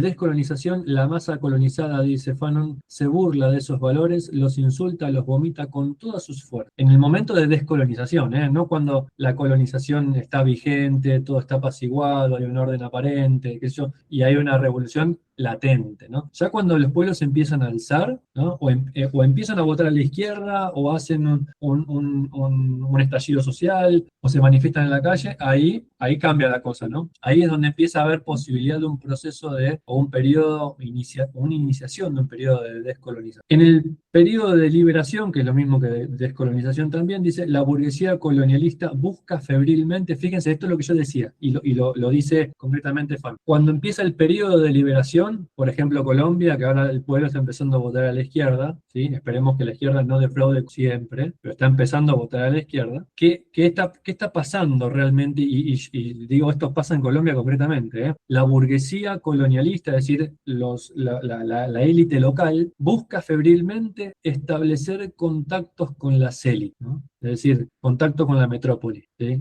Y lo hace. Y dicen, financiennos la campaña y nosotros le abrimos el camino a sus corporaciones, extractivismo, etcétera, ¿no? Estados Unidos es sobre todo el agente más activo en poner presidentes, y Trump lo dice abiertamente, poner presidentes en Latinoamérica, ¿sí? Cuando, ahora no me acuerdo, él liberó a un narcotraficante, no me acuerdo si era de Guatemala, me parece que era, bueno, no me acuerdo de dónde era, un narcotraficante condenado por la justicia norteamericana, preso en Estados Unidos, lo indulta, ¿sí? ¿Por qué era? Como un favor que le devolvía, ¿sí?, al presidente que él había estado colaborando también para que esté gobernando. Ahora no me acuerdo si era Guatemala o era este otro, pero busquen el caso. Y los motivos de la liberación, del indulto de este narcotraficante condenado en Estados Unidos por la justicia norteamericana, ¿no? Porque tenía lazos con el partido que Trump quería que gane en las elecciones de este país latinoamericano, ¿no? Entonces, por eso insisto, es muy difícil, no es tan fácil liberarse de todo eso, ¿sí? Entonces, la burguesía colonialista dice, cuando advierte la imposibilidad de mantener su dominio sobre los países coloniales, porque se empiezan a levantar, a protestar, etcétera, decide entablar un combate en la retaguardia, en el terreno de la cultura, de los valores, de las técnicas, etcétera. Esto donde se ve en Argentina, por ejemplo, con este pseudointelectual Laje. Él es el promotor por el espacio político de Milei de la denominada batalla cultural, ¿no? De la batalla cultural. Y es eso, es la lucha ya en la retaguardia. El que le allanó el camino en el lavado de la cabeza de los argentinos, que ya estaban muy hartos del kirchnerismo, es cierto, y ya venían mal, entonces no fue tan difícil lavarle la cabeza. Estando la derecha todavía en la retaguardia, decide tomar cartas cartas en el asunto en la batalla cultural, ¿sí? De hecho, Laje es financiado por, ¿cómo se llama? Bueno, hay un think tank en norteamericano que financia pseudointelectuales en toda Latinoamérica, ya me voy a acordar. Pues. Y bueno, cuando todavía el libertarianismo tan recalcitrante no estaba con posibilidades electorales, se empieza a hacer ese trabajo fino, ¿sí? A aparecer en las redes sociales, a hacer directos, empezar a envilecer el debate, empezar a manejar esta retórica del ¿cómo se dice? Bueno, esa retórica que dice, bueno, tal o cual pulverizó a Menganito, Fulanito, lo domó, lo destruyó, y bueno, manejarse como con esa retórica. Ese fue el camino primero que se le allanó a Milei, y desde esa retórica, porque Milei es un presidente de las redes sociales también, se fue apalancando a partir de esa lucha cultural, ¿sí? Y ahora ya están en el poder, están en la presidencia, ¿no? Y obviamente, más de la mitad de su equipo económico de Milei son ex JP Morgan, ¿sí? Y el actual economista, el actual ministro de Economía, que se endeudó ahora con Milei, es el que antes se había endeudado con Macri y que antes había trabajado también en JP Morgan. Entonces, insisto, hay grandes capitales detrás de todo esto. Ahora bien, dice, pero para el pueblo colonizado, ¿viste? Más allá de los valores occidentales y de los que también habla Milei, Milei dice que él es el defensor en Latinoamérica de los valores occidentales, así lo dice. Pero al pueblo colonizado no le interesa tanto esos valores ¿no? Occidentales, abstractos, universales, tipo esencias de Platón, ¿no? Dice Fanon, para el pueblo colonizado el valor más esencial, por ser el más concreto, es primordialmente la tierra que debe asegurar el pan y, por supuesto, la dignidad, ¿no? Por eso es tan importante la lucha, por ejemplo, de los indígenas en Bolivia, en Perú, en Colombia, ¿no? Tan importante porque son una población fuerte, ¿no? Lástima que son tan crudamente y cruelmente reprimidos. Siguen siéndolo en la actualidad. Bien, dice, pero esa dignidad no tiene nada que ver con la dignidad abstracta de la persona humana occidental. Lo que el colonizado ha visto en su tierra es que podían arrestarlo, golpearlo, hambrearlo impunemente, como si no fuera un ser humano y no tuviera dignidad. Eso es lo que ha visto. Obviamente eso te baja la moral, ¿sí? No quiere decir que no la recupere cada cierto tiempo, pero se la vuelven a bajar a culetazos.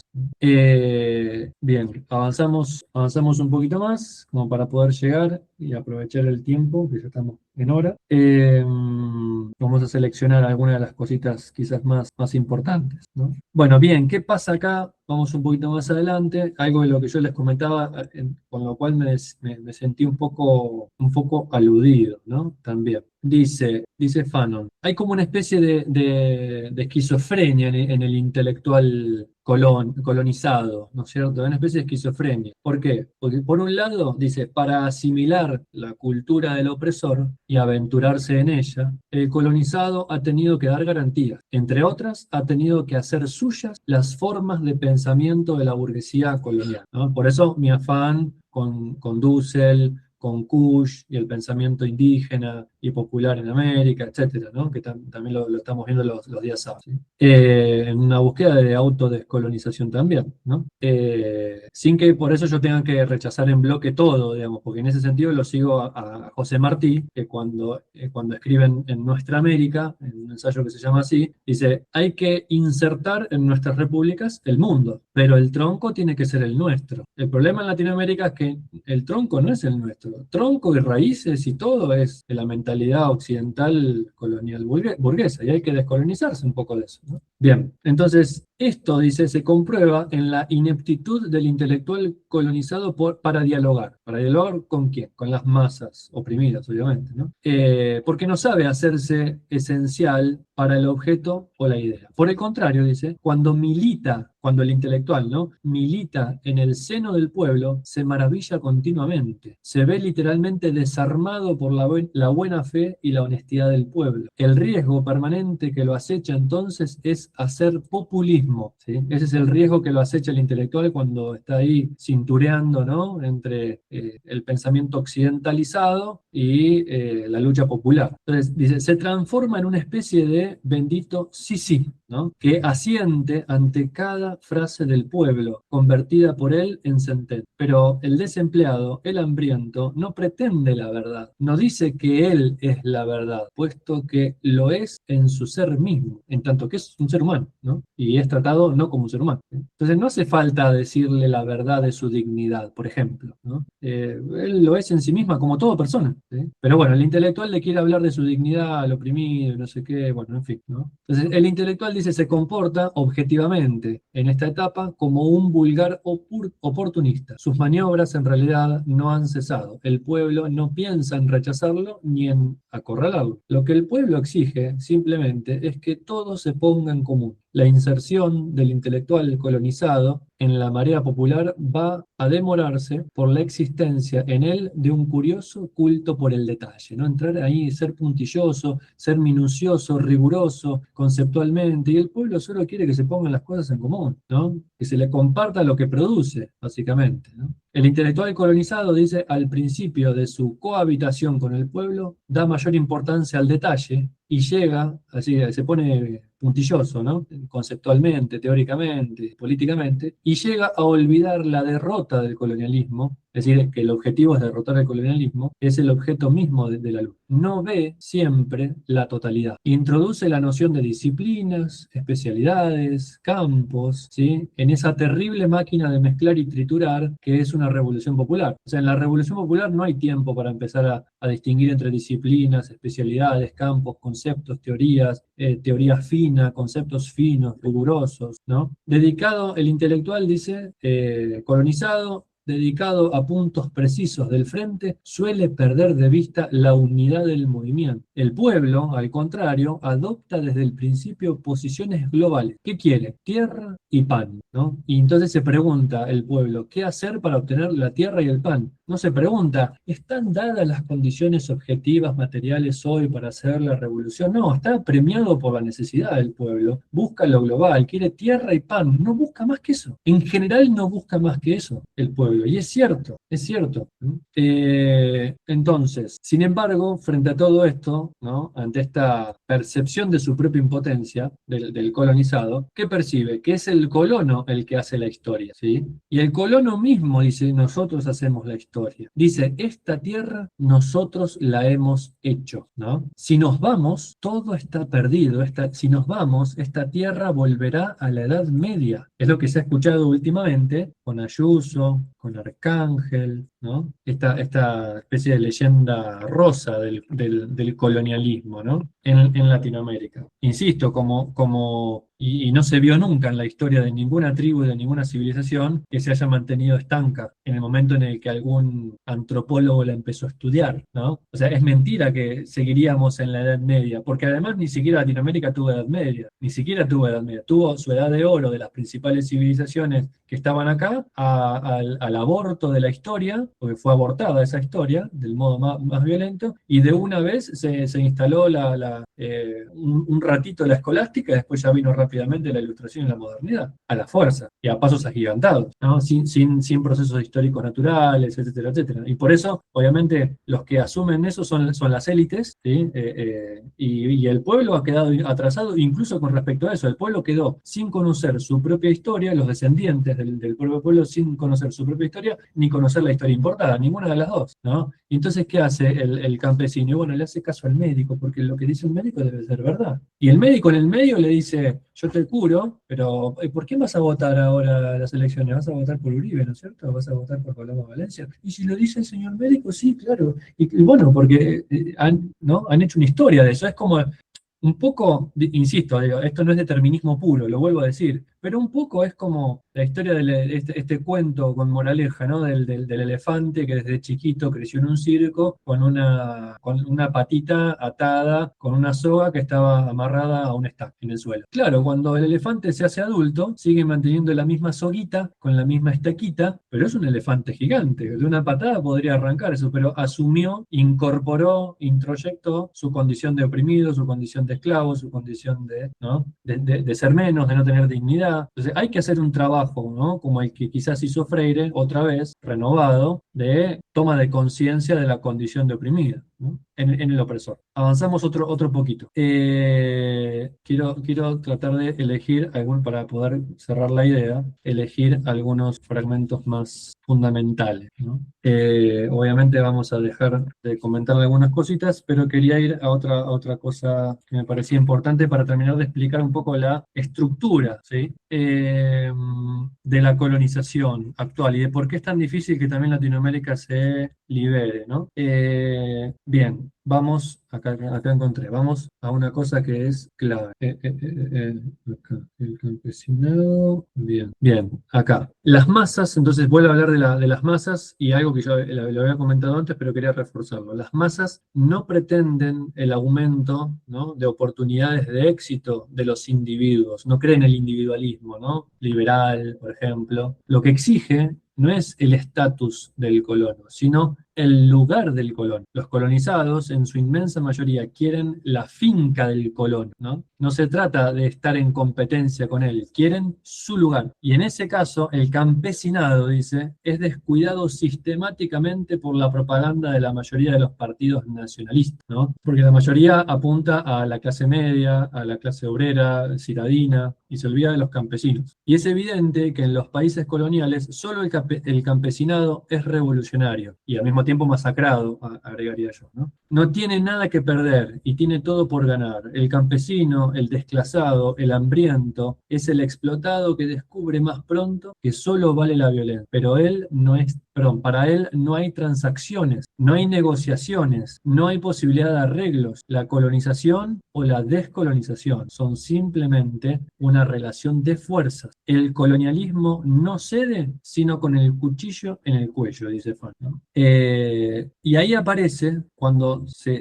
explicita esto, que el colonialismo no cede sino con el cuchillo en el cuello, aparece la retórica de la no violencia, el pacifismo y demás, ¿no? La no violencia, dice Fanon, significa para las élites intelectuales y económicas colonizadas, las locales, que la burguesía colonialista, la de las metrópolis, tiene los mismos intereses que ellas, ¿no? Ahí está, ¿no? Un interés de clase compartida, intercontinental, podríamos decir, ¿no? Y que resulta entonces indispensable, urgente, llegar a un acuerdo en pro de la salvación común de las élites, de acá y de allá. Y lo hacen, sistemáticamente. ¿Qué pasa cuando el pueblo quiere alzarse en armas? Pasa lo siguiente, dice Fanon. Pasa que el revólver vence a la espada y hasta el más pueril amante de axiomas concebirá sin duda que la violencia no es un simple acto de voluntad, sino que exige, o sea, ves eso, no es un simple acto de voluntad, ¿no?, sino que exige, para ponerse en práctica, condiciones previas muy reales, especialmente instrumentos, o sea, armas, ¿no?, el más perfecto de los cuales prevalece sobre el menos perfecto. Es lo que le pasó a Argentina con las Malvinas. Mandó a adolescentes con fusiles de fuego comunes y normales y tradicionales, mientras los colonos ingleses iban ya con visión nocturna, infrarroja, misiles teledirigidos, ¿no? Los aviones caza argentinos por poco eran a hélice, mientras ya eran turbopropulsados por turbina los aviones británicos, ¿no? Dice, también sabe que además esos instrumentos deben ser producidos, lo que significa también, fíjense cómo una cosa da lugar a la otra, lo que significa también que el productor de instrumentos de violencia más perfectos, hablando en términos gruesos de las armas, prevalece sobre el productor de los menos perfectos, ¿no? Por eso es que Irán y China pueden disputarle y resistirle a las fuerzas occidentales europeas norteamericanas. ¿Por qué? Porque también tienen ojivas nucleares, ¿sí? Latinoamérica, África y el resto de Asia no lo tiene, ¿no? Acá. Y que en una palabra dice, la victoria de la violencia, fíjense esto también, ¿no? Es todo estructural. La victoria de la violencia descansa en la producción de armas. Y la producción de armas, a su vez, descansa en la producción general de otras cosas, automotrices y todo, ¿no? Por lo tanto, eso quiere decir que descansa en el poder económico, en el estado económico, en los medios materiales que están a la disposición de la violencia. ¿Quiénes tienen a disposición mejores economías, mejores industrias en general y mejores industrias armamentísticas? Las potencias antiguamente coloniales, ¿no? Inevitablemente, como regla, ¿no?, más allá de alguna excepción. Eso en cuanto a la posibilidad de la revuelta armada. Entonces es una complicación y es un límite que está percibiendo, aunque lo promueva Fanon, ¿sí? Y acá explica a continuación, ya casi terminamos, acá explica a continuación algunas cosas que yo les había, estructurales económicas y de paso de lo colonial a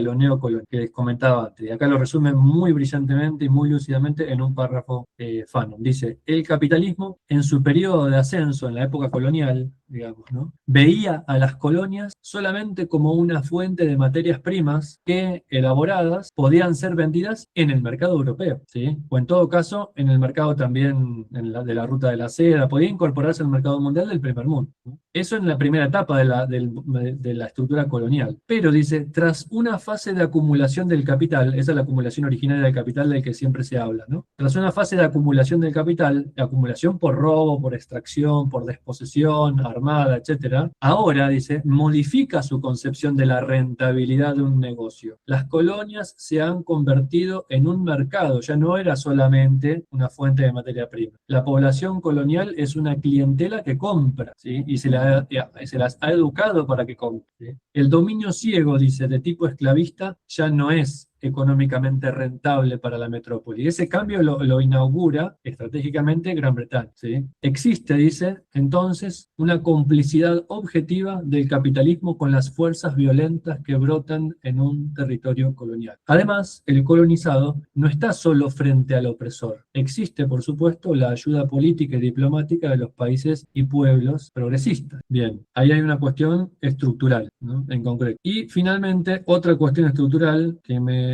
interesaba recalcar es comenzando por las diferencias entre la Revolución Francesa y el resto de la revolución, ¿sí? Dice lo siguiente Frantz Fanon, y con esto vamos a terminar. Dice, en 1789, después de la Revolución Burguesa, fíjense que no dice Revolución Francesa, dice Revolución Burguesa. Después de la Revolución Burguesa, los pequeños agricultores franceses se beneficiaron sustancialmente de esa transformación. Pero resulta trivial comprobar y decir que en la mayoría de los casos, para el 95% de la población de los países subdesarrollados, la independencia no aporta un cambio inmediato, ¿no? Es decir, sería trivial comprobar eso, porque es obvio, ¿no?, que una revolución a la francesa en los países subdesarrollados no aporta un cambio inmediato como sí pasó, ¿no?, en la Revolución Francesa. Ahora, ¿por qué sucede esto? Por lo siguiente, vamos a hablar un poquito más adelante, lo tengo acá marcado. Por lo siguiente, cuando después de constatar eso, aparecen, dice Frantz Fanon, algunos políticos que quieren poner a su país colonizado en el tren de la modernidad, ¿sí? Y para eso, ¿a qué invitan los políticos a su pueblo? Invitan, ¿sí?, dice, a recorrer un camino de esfuerzo. Entonces dicen, llama al pueblo, el político nacionalista, ¿no?, llama al pueblo y le dice, hay que apretarse el cinturón y trabajar, ¿sí? ¿Por qué? Porque no hay plata. ¿Por qué? Porque se la robaron toda, en realidad, ¿sí? No hay plata. Entonces, el país, dice, tenazmente transido de una especie de locura creadora, se lanza a un esfuerzo gigantesco y desproporcionado, ¿sí? Y se piensa lo siguiente, dice, si los pueblos europeos han llegado a esta etapa de desarrollo, ha sido por sus esfuerzos. Eso le dice la clase dirigente y de élite al pueblo no educado, explotado, hambreado, enfermado, ¿no? Dicen, los europeos, los norteamericanos, están como están porque se esforzaron. Ahora nos toca a nosotros esforzarnos y ponernos a su nivel. Ya sabemos que no fue porque se esforzaron solamente, ¿sí? Entonces dice, probemos, le dicen al pueblo, probemos pues al mundo y a nosotros mismos que somos capaces de las mismas realizaciones. Esta manera de plantear el problema de la evolución de los países subdesarrollados no nos parece ni justa ni razonable, dice Fanon. Los europeos, ¿sí?, hicieron su unidad nacional, cuando hicieron la revolución francesa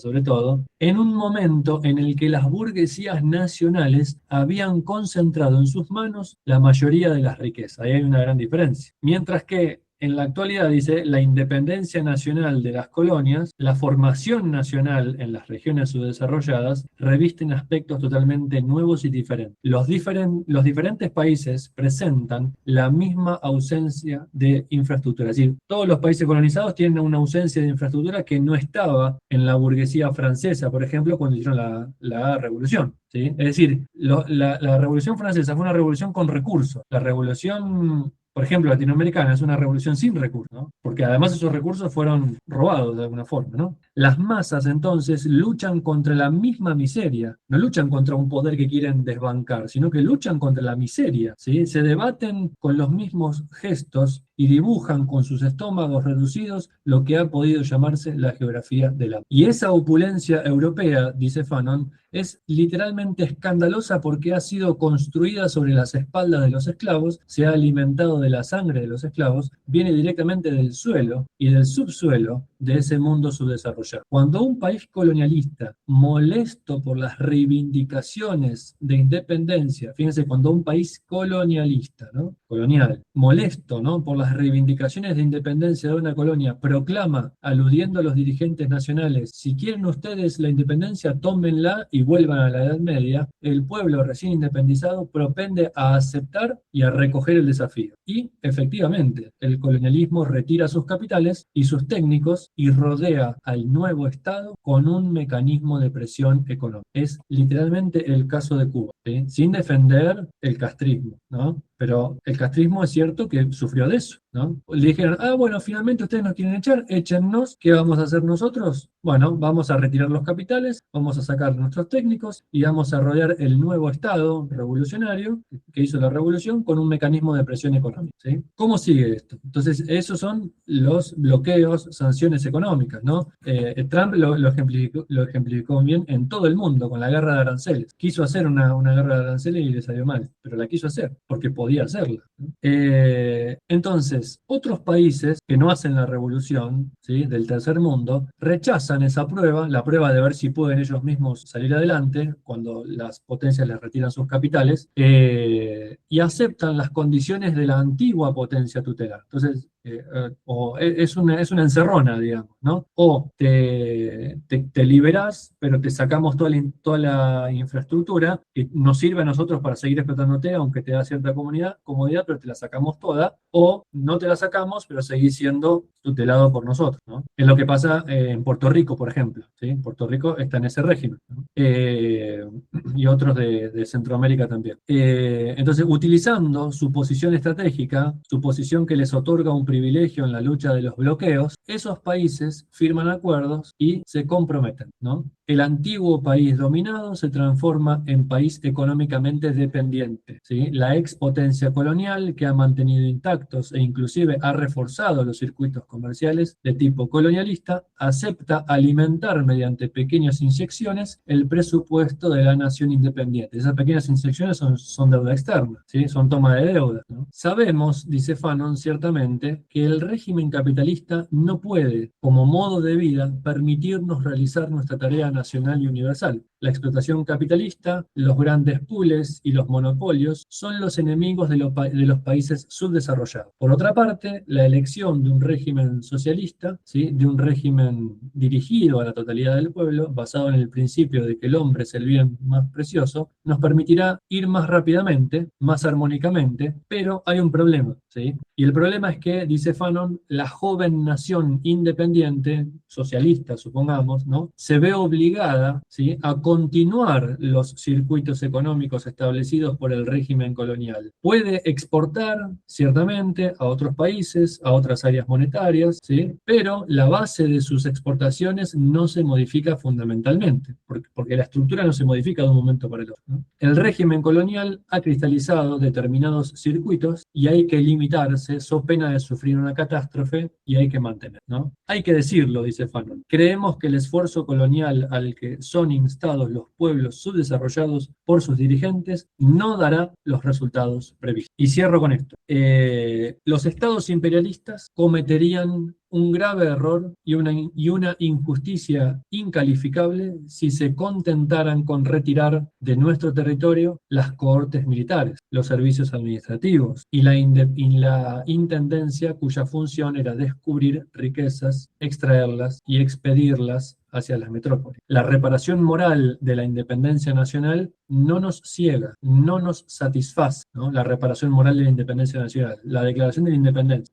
La riqueza de los países imperialistas es también nuestra riqueza en conjunto, ¿no? Entonces, hay motivos estructurales del fracaso de la búsqueda de soberanía y de la búsqueda de modernización de los países colonizados, y es también ese un fracaso del socialismo, ¿no? Por la misma matriz productiva colonial heredada de los propios países que se ven encerrados entre la espada y la pared. Por eso es un problema que yo todavía no le veo de solución, al menos no ni en el corto ni en el mediano plazo. Quizás sí a largo plazo, pero esa solución, insisto, como dice Dussel, hay que inventarla, ¿sí? Hay que inventarla. Y esa invención debe comenzar por la constatación de que toda colonia, poscolonia o neocolonia, dice Dussel, que quiera seguir el camino de la modernidad, se condena a sí misma a la dependencia económica, a la explotación, ¿sí? Y a la opresión colonizadora de las grandes potencias. Porque las que manejan la matriz de todo, los que tienen la manija de la matriz de todo, son los países que colonizan, ¿no? Son los países del centro mundial. Entonces es una cosa estructural, es una cosa idiosincrásica también, que está moldeada por las élites, que son los que diseñan los sistemas de educación, los que están diseñando las campañas de publicidades, las que si no pueden convencer con los argumentos, terminan convenciendo por las armas, las que tienen los recursos, digamos, económicos, las que tienen los recursos de los contactos en el primer mundo para mantener una posición de privilegio, las que tienen los recursos del monopolio de la fuerza, etcétera, etcétera, etcétera. Entonces, para cerrar, creo que lejos de caer en un victimismo, ¿no? Infantil, hay que reconocer la situación de opresión y de asimetría de poder que se sufre en Latinoamérica, pero eso nos tiene que hacer tomar coraje, no nos tiene que hacer quedarnos en ese lugar de las víctimas eternas, ¿no es cierto? El tema es que las masas populares han tomado el coraje reiteradas veces en los últimos 150 años sin demasiados frutos a la vista, ¿no? Sin demasiada liberación a la vista, simplemente una pseudo liberación que enmascara una dominación, una explotación y un extractivismo que todavía siguen plenamente vigentes. Y lo que quiero decir es que en esa lucha estamos. Y digo todo esto no para quedarnos acá, no para quedarnos en esto, ¿no? En la comodidad de la víctima ya derrotada, sino que lo digo para recordarnos que somos víctimas de nuestras propias élites, a veces de nuestra propia inacción, otras veces de nuestra propia falta de organización en la acción y en la falta de la toma de conciencia. Y eso obviamente hay que decirlo, porque hay gente que vote a la derecha es que no tiene conciencia de clase. En todo caso hay que seguir votando a la izquierda y si hace falta escupirla, sacarla a la izquierda por traidora o por inoperante o por lo que sea, ¿no? Pero hay que seguir en la lucha. Pero sí que creo que se está perdiendo la conciencia por el auge de las derechas en Latinoamérica actualmente, en Latinoamérica sobre todo, porque creo que en Asia lo tienen más claro y luchan mejor, y en África ahora se está empezando a ver, por ejemplo, con Burkina Faso, que es un gran estandarte de la lucha por la liberación, pero bueno, hay que ver que no le pase lo mismo que a Sankara, a Traoré, que no le pase lo mismo que a Sankara, ¿no? O que no pase lo mismo como pasó con... Ay, ¿cómo se llama este? Bueno, se me borró el nombre. Que también que era el líder de un país petrolero que decidió socializar todos los beneficios y que Estados Unidos lo terminó matando. Gaddafi, ¿no era? Gaddafi. Bueno, y fíjense, cada vez que aparece uno, eso también pasa, Palo, también. Cada vez que aparece uno que sí va a hacer el cambio, lo terminan matando. Pasó con Sankara en Burkina Faso, pasó con Gaddafi. Bueno, en fin, hay complots, hay conspiraciones, de las conspiraciones reales, no de las conspiraciones de los conspiranoicos terraplanistas, ¿no? Son conspiraciones reales, concretas. Listo. Por hoy les dejo de quemar la cabeza, los dejo descansar.